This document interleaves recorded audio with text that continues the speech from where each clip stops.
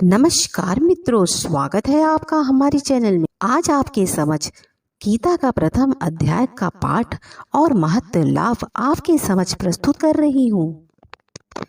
गीता में भगवान श्री कृष्ण ने रणभूमि में अर्जुन को ज्ञान दिया था।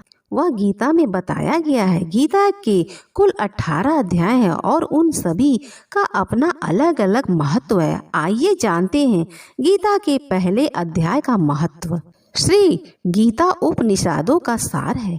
महाभारत युद्ध के समय रणभूमि में भगवान श्री कृष्ण ने अर्जुन को जो ज्ञान दिया वह गीता में बताया गया है। गीता में ऐसी बहुत सी बातें हैं जो मनुष्य को जीवन की कठिनाइयों को आसान बनाती है। इतना ही नहीं, गीता पढ़ने पर मनुष्य को बहुत सी नई जानकारियां भी मिलती हैं। साथ ही हर अध्याय के नियमित पाठ का लाभ और महत्व। भगवान शिव ने देवी पार्वती को गीता के पहले अध्याय का महत्व जो बताया वही यहाँ आपके लिए प्रस्तुत है।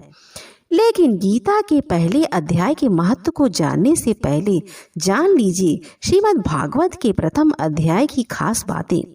गीता के पहले अध्याय का नाम अर्जुन निषाद योग है। इस अध्याय में कुरुक्षेत्र के मैदान में उपस्थित बंधु और संबंधियों को सामने देखकर अर्जुन के मन में उठे निषाद और मन स्थिति का वर्णन किया गया है, जिससे संजय धृतराष्ट्र को बताते हैं। गीता का प्रथम अध्याय का महत्व। एक समय पार्वती जी ने पूछा, महादेव जी, किस ज्ञान के बल पर संसार के सब लोग आपको शिव कहकर पुकारते हैं? मृग छाल ओढ़े और अपने सभी अंगों में शमशान की विभूतियां लगाए, गले में सर्प और नरमुंडों की माला पहने हुए, इनमें तो कोई भी पवित्र नहीं है, फिर भी आप किस ज्ञान से पवित्र माने जाते हैं? तब महादेव ने उत्तर दिया, हे प्रिय, सुनो, मैं गीता का ज्ञान को अपने हृदय में धारण करने से पवित्र माना जाता हूँ। इस ज्ञान से मुझे बाहर के कर्म नहीं व्यापते। तब पार्वती जी ने कहा, हे भगवान, जिस गीता का ज्ञान कि आप ऐसी स्तुति करते हैं उसके श्रवण करने से कोई कृतज्ञ भी हुआ है?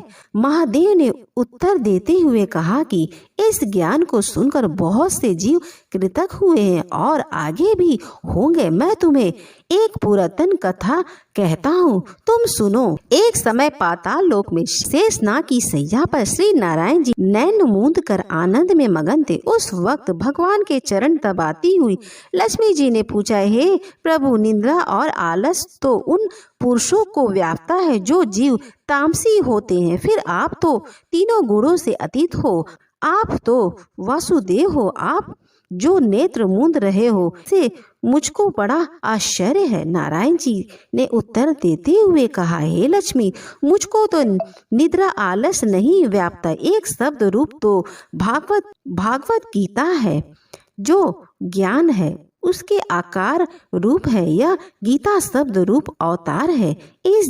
इस गीता में एक अंग 5 अध्याय मेरे मुख हैं, 10 अध्याय मेरी भुजाएं, 16 अध्याय मेरा हृदय और मन है और मेरा उदर है, 17वां अध्याय मेरी जांघ है, 18 अध्याय मेरे चरण है।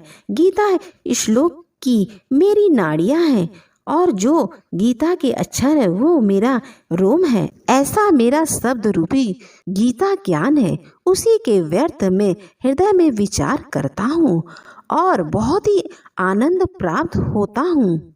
और बहुत ही आनंद प्राप्त होते हुए लक्ष्मी जी बोली, हे श्री नारायण जी, जब गीता जी का इतना ज्ञान हो तो उसको सुनकर कोई भी जीव कृतज्ञ हुआ है, सो मुझसे कहो। तब श्री नारायण ने कहा, हे लक्ष्मी, गीता का ज्ञान सुनकर बहुत से जीव कृतज्ञ हुए हैं, सो तुम श्रवण करो।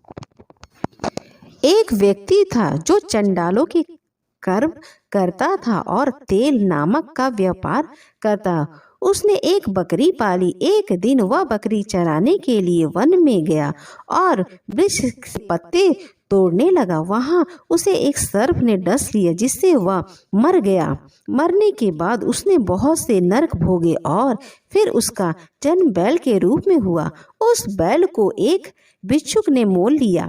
वह भिक्षुक उस पर चढ़कर सारे दिन मांगता फिरता। जो कुछ भिक्षा मांग कर लाता वह उसे अपने परिवार के साथ मिलकर खाता और वो बैल सारी रात द्वार पर खड़ा रहता। बैल के खाने पीने का कोई ख्याल नहीं रखता और सुबह होते ही बैल पर चढ़कर फिर मांगने निकल जाता। जब बहुत दिन हो गए तो वह बैल भूख से गिर गया, लेकिन उसके प्राण नहीं निकल रहे थे। नगर के लोगों ने देखा और उस बैल को कोई तीर्थ का फल दे तो कोई व्रत का फल दे रहा था। उस बैल के प्राण नहीं छूटे। एक दिन गणिका आई। उसने लोगों से पूछा, यह कैसी भीड़ है? तो उन्होंने कहा कि इसके प्राण नहीं निकल रहे हैं, अनेक पुष्पों का फल दे रहे हैं तो भी इसकी मुक्ति नहीं हो रही है। तब गणिका ने कहा कि मैंने जो कर्म किया है उसका फल मैंने इस बैल को दिया। इतना कहते ही बैल की मुक्ति हो गई। तब बैल ने एक ब्राह्मण के घर में जन्म लिया। पिता ने उसका नाम सुशर्मा रखा। उसके पिता ने उसे पढ़ाया लिखाया, उसको अपने पूर्व जन्म की सूत दी। उसने एक दिन मन में विचार किया, जिस गणिका ने मुझे बैल की योनि से छुड़ाया था उसका दर्शन करूं। विप्र चलते चलते गणिका के घर गया। गणिका के घर गया और कहा, आप मुझे पहचानती हैं? गणिका ने कहा, मैं नहीं पहचानती, तुम कौन हो? तब उसने कहा कि मैं वही बैल हूँ जिसने आपने अपने पुष्प दिए थे। तब मैं बैल की योनि से छूटा। अब मैं विप्र के घर जन्मा हूँ, आप अपना पुष्प बताएं। गणिका ने कहा कि मैंने अपने जाने पुष्प नहीं किया, परंतु मेरे घर एक तोता था। वह रोज सवेरे कुछ पढ़ता, मैं उसका वाक्य सुनती हूँ। उस वाक्य का पुष्प का फल मैंने तुम्हें दिया था। विप्र ने तोते से पूछा कि तुम सवेरे क्या पढ़ते है? तोते ने कहा कि मैं पिछले जन्म में विप्र का पुत्र था। मेरे पिता ने मुझे गीता के पहले अध्याय का पाठ सुनाया करते थे।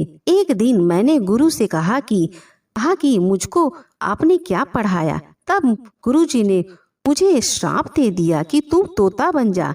इसके बाद मैं तोता बन गया। एक दिन बहेलिया मुझे पकड़ के ले आई और एक विप्र ने मुझे मोल लिया। यह विप्र भी अपने पुत्र को गीता का पाठ सिखाता था। तब मैंने भी यह पाठ सीख लिया। उसी दिन विप्र के घर में चोर घुस आए। उन्हें धन तो नहीं प्राप्त हुआ, लेकिन वह मेरा पिंजड़ा उठा ले गए। उसकी यह गणिका मित्र थी, वह मुझे उसके पास ले आए। सो मैं नित्य प्राय गीता जी के पहले अध्याय का पाठ करता हूँ, जिससे यह गणिका सुनती है। इस गणिका को समझ में नहीं आता, जो मैं पढ़ता हूँ वही गणिका इस गणिका ने तेरे निमित्त किया था। वह श्री गीता जी के पहले अध्याय का फल था। इस विप्र ने कहा कि हे तोते, तू भी विप्र है, मेरे आशीर्वाद से तेरा कल्याण हो। सो हे लक्ष्मी। विप्र के इतना कहते ही वह तोते बुरे कर्म छोड़कर भले कर्म ग्रहण किए और नित्य स्नान करके गीता जी के प्रथम अध्याय का पाठ करना शुरू कर दिया, जिससे उसकी मुक्ति हो गई। भागवत गीता के दूसरे अध्याय का महत्व और लाभ आपकी समझ प्रस्तुत कर रही हूँ। हिंदू धर्म के पवित्र ग्रंथों में से एक श्री गीता जी में कुल 18 अध्याय है। हर अध्याय से व्यक्ति अपने जीवन की कई समस्याओं का समाधान पा सकता है। आज जानते हैं कि गीता के दूसरे अध्याय का महत्व एवं लाभ। श्रीमद् भागवत गीता के जरिए व्यक्ति अपने जीवन की कई समस्याओं का हल खोज सकता है। दरअसल गीता में महाभारत युद्ध के दौरान कुरुक्षेत्र श्रीमद् भागवत पवित्र ग्रंथों में से एक है। गीता में ज्ञान, भक्ति, कर्म योग को बहुत ही अच्छे ढंग से समझाया गया है। तो आइए जानते हैं गीता के दूसरे अध्याय का महत्व और लाभ। गीता के दूसरे अध्याय का महत्व। श्री नारायण जी बोले, हे लक्ष्मी, दक्षिण देश में एक पूर्व नाम का नगर था। एक देव सुशर्मा बड़ा धनवान रहता था। वह साधु सेवा करता। जब साधु सेवा करते हुए बहुत दिन बीत गए, तब एक बाल नाम ब्रह्मचारी आए, जिसकी सुशर्मा ने बहुत सेवा की और विनय किया। हे संत जी, कृपया मुझे श्री नारायण जी के पाने का ज्ञानोपदेश करो। तब ब्रह्मचारी बोले, मैं तुम्हें गीता के दूसरे अध्याय का पाठ सुनाता हूँ। देव सुशर्मा ने कहा कि गीता जी के दूसरे अध्याय को सुनने से कोई आगे भी मुक्ति हुआ है। बाल ने कहा, मैं तुम्हें प्राचीन कथा सुनाता हूँ। एक आयली वन में बकरियां चराता था और मैं वहाँ भजन करता था। एक दिन रात के समय आयली बकरी को लेकर घर को तला मार्ग में एक सिंह बैठा था। एक बकरी सबसे आगे आती देख सिंह भाग गया। तब आयली यह देख बड़ा आश्चर्यचकित हुआ और मैं भी वहाँ खड़ा हुआ। उस चारवाहों ने मुझे देखकर कहा, मैंने यह आश्चर्य देखा कि बकरी को देखकर शेर डर कर भाग गया। तुम त्रिकाल्य हो, यह वृत्तांत मुझे सुनाओ। संत ने यह कहा, हे आयली, मैं तुम्हें एक पिछली वार्ता सुनाता हूँ। यह बकरी पिछले जन्म में डायन थी। जब उसका पति मर तब वह बड़ी डायन हो गई। जिस सुंदर बच्चे को देखती उसे खा लेती। शेर पिछले जन्म में फंदक था। वह पक्षी पकड़ने के लिए जंगल में गया। यह डायन भी वहां पहुंच गई। डायन ने उस फंदक को खा लिया। अब यह फंदक बन गया है। इसलिए बकरी को देखकर उसे लगा कि वह अभी मुझे खाने आ रही है। तब आयली ने कहा कि मैं पिछले जन्म में क्या था। तब संत बोले, तू पिछले जन्म में चंडाल था। हे ब्रह्मचारी जी, कोई ऐसा उपाय है जिसे कर हम तीनों इस अधम देश से छूटे। तब संत बोले, हम तीनों का उद्धार करते हैं। एक बात सपनों में भयानक पर्वत के फंदे में एक शिला थी। उसे श्रीमद् भागवत जी का दूसरा अध्याय लिखा था। मैंने उन अक्षरों को उस शिला पर देखा।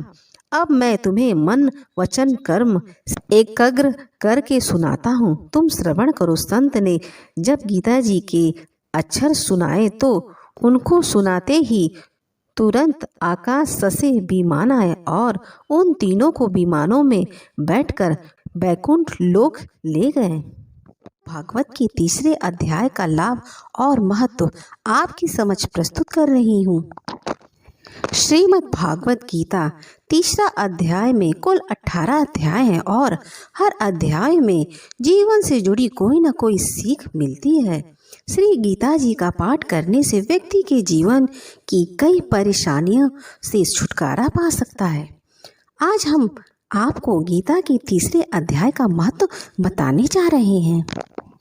श्री नारायण बोले, हे लक्ष्मी, एक महामूर्ख व्यक्ति अकेला ही एक वन में रहता था। गलत कार्यों से उसने बहुत सा धन इकट्ठा किया था। किसी कारण से वह सब धन जाता रहा। अब वह व्यक्ति बहुत चिंतित रहने लगा। किसी से पूछता कि ऐसा उपाय बताओ जिससे पृथ्वी में गड़ा धन मुझे मिल जाए। किसी से पूछता, कोई उपाय बताओ जिससे लगाने से पृथ्वी में गड़ा धन दिखने लगे। तब किसी ने कहा, मांस मदिरा खाया कर। तब वह खोटा कर्म करने लगा, चोरी करने लगा। एक दिन धन की लालसा कर चोरी करने गया। मार्ग में चोरों ने उसे मार दिया। तदंतर में उसने प्रेत की योनि पाई। उस प्रेत की योनि में उसे बड़ा ही दुख हुआ। एक दिन बट वृक्ष पर 7 दिन चिल्लाया करता कि कोई ऐसा भी है जो मुझे इस अधम देह से छुड़ावे। कुछ समय बाद उसकी पत्नी जो गर्भवती थी उसने एक पुत्र को जन्म दिया। जब उसका पुत्र बड़ा हुआ तो एक दिन अपनी माता से उसने पूछा, मेरा पिता क्या व्यापार करता था और उसका देहांत कैसे हुआ। तब उसकी माता ने बताया कि हे बेटा, तेरे पिता के पास बहुत सा धन था, सब यूं ही जाता रहा। वह धन के चले जाने से बहुत चिंतित रहने लगे। एक दिन धन की लालसा से चोरी करने लगे, लेकिन मार्ग में उन्हें चोरों ने मार डाला। तब बेटे ने कहा कि हे माता, उनकी गति कराई। माता ने कहा, नहीं, कराई। बेटे ने पूछा, हे माता, उनकी गति करानी चाहिए। माँ ने कहा, अच्छी बात है। तब पंडितों से उसने पूछने गया और जाकर प्रार्थना की, हे स्वामी, मेरा पिता एक दिशा में जाकर मृत्यु को प्राप्त हुआ है, उनका उद्धार किस प्रकार हो सकता है? पंडितों ने कहा, तू गया जी जाकर उनकी गति करा, पितरों का उद्धार होगा। यह सुना वह अपनी माता की आज्ञा लेकर गया जी को गमन किया। प्रयागराज का दर्शन कर आगे चलने लगा। रास्ते में एक वृक्ष के नीचे बैठ गया। वहाँ भय प्राप्त हुआ। यह वही वृक्ष था जहाँ उसका पिता प्रेत योनि को प्राप्त हुआ था। उसी जगह चोरों ने उसको मारा था। तब उस बालक ने अपना गुरु मंत्र पढ़ा। उसका एक और नियम था, वह एक अध्याय श्री गीता जी का पाठ नित्य करता था। उस दिन उसने श्री गीता जी के तीसरे अध्याय का पाठ उस वृक्ष के नीचे बैठकर किया, जिससे उसके पिता ने प्रेत योनि में सुना। सुनते ही उसकी प्रेत योनि छूट गई और उसका शरीर देवताओं के समान हो गया। स्वर्ग से विमान आए और वह विमान पर चढ़कर पुत्र के सामने आया और आशीर्वाद देकर कहा, हे पुत्र, मैं तेरा पिता हूँ जो मरकर प्रेत हुआ। तेरे इस पाठ करने से मुझे देवताओं के समान शरीर मिला है। अब मेरा उद्धार हुआ। अब तेरी कृपा से मैं स्वर्ग को जा रहा हूँ। अब तू गया जी को अपनी खुशी से जा। इतना सुनकर पुत्र ने कहा, हे पिताजी, कुछ और आज्ञा करो जो मैं आपकी सेवा करूं। तब उस देवदेही ने कहा, देख, मेरी 7 पीढ़ियां के पितर नरक में पड़े हैं। अब तू श्री गीता जी के तीसरे अध्याय का पाठ कर उनको भी इस दुख से मुक्ति प्रदान कर। इतना वचन सुनकर जब वह स्वर्ग को चले गए, तब इस बालक ने वहीं पर पुनः गीता जी के तीसरे अध्याय का पाठ किया और सब पितरों को उनका पुष्प देकर वैकुंठ गमन किया। जो प्राणी श्री गीता जी का पाठ करता या सुनता है, उसका फल कहाँ तक कहें और कहने में नहीं आ सकता। श्रीमद् गीता के चौथे अध्याय का लाभ और महत्व आपकी समझ प्रस्तुत कर रही हूँ। जीवन में कभी न कभी मनुष्य को कुछ ऐसी मुश्किलों का सामना करना पड़ता है जब उसके पास समस्या का कोई समाधान नहीं होता है। ऐसे में श्री गीता जी की मदद से वह समस्याओं का समाधान पा सकता है। साथ ही गीता के अध्याय का महत्व पढ़ने से व्यक्ति को मोक्ष की प्राप्ति होती है। आइए जानते हैं गीता के चौथे अध्याय का महत्व।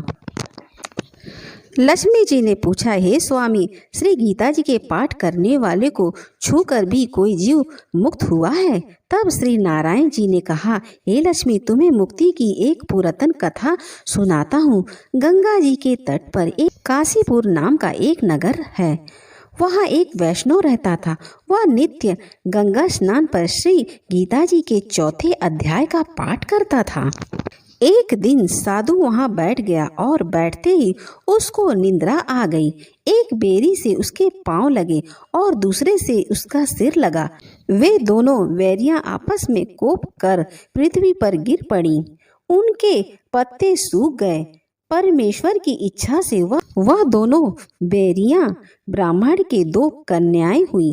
फिर ब्राह्मण के घर जन्म लेकर उन दोनों कन्याओं ने तपस्या करना आरंभ कर दिया। तब वे दोनों बड़ी हुई। तब उनके माता पिता ने कहा, हे पुत्री, अब तुम्हारा विवाह करते हैं। तब उन्होंने माता पिता से कहा, हम विवाह नहीं करेंगे। उनको अपने पिछले जन्म की खबर थी। उन्होंने कहा, हमारी यही अभिलाषा है कि वह साधु हमें पुनः दर्शन दे, जिसके स्पर्श करने से हमें अधम देह से छुटकारा मिला है। यह देह मिली है, वह मिले तो बड़ा अच्छा होगा। यह विचार कर उन दोनों ने माता पिता को तीर्थ करने की आज्ञा मांगी।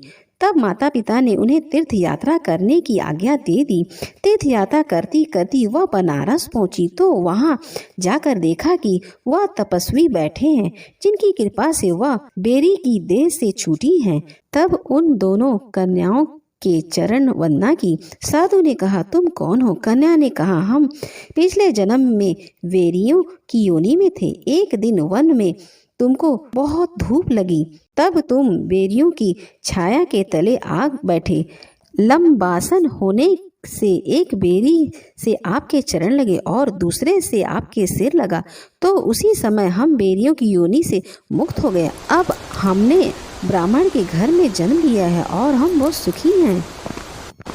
आपकी कृपा से ही हमें मोक्ष प्राप्त हुआ है। तब तपस्वी ने कहा, मुझे उस बात का पता नहीं, अब आप आज्ञा करें, मैं आपकी क्या सेवा करूं? क्योंकि तुम ब्राह्मण उत्तम जन्म श्री नारायण का मुख हो। तब उन कन्याओं ने कहा कि आप हमको श्री गीता जी के 4थे अध्याय का फल प्रदान करो, देव देही पाकर सुखी होंगे। तब उस तपस्वी ने उन्हें गीता जी के 4थे अध्याय का फल दिया। फल के देते ही आकाश से विमान आए। तब उन दोनों देवी देह पाकर वैकुंठ के गमन किया। श्री नारायण जी बोले, हे लक्ष्मी, यह 4थे अध्याय का महत्व है। श्रीमद् भागवत गीता का 5वां अध्याय आपकी समझ प्रस्तुत कर रही हूँ। श्री भगवान कहते हैं, हे देवी, अब सब लोगों द्वारा सम्मानित 5वें अध्याय का महत्व संक्षेप में बताता हूँ, सावधान होकर सुनो। मध्य देश में पुरुकुत सरपुर नाम का नगर था। उसमें पिंगल नामक एक ब्राह्मण था।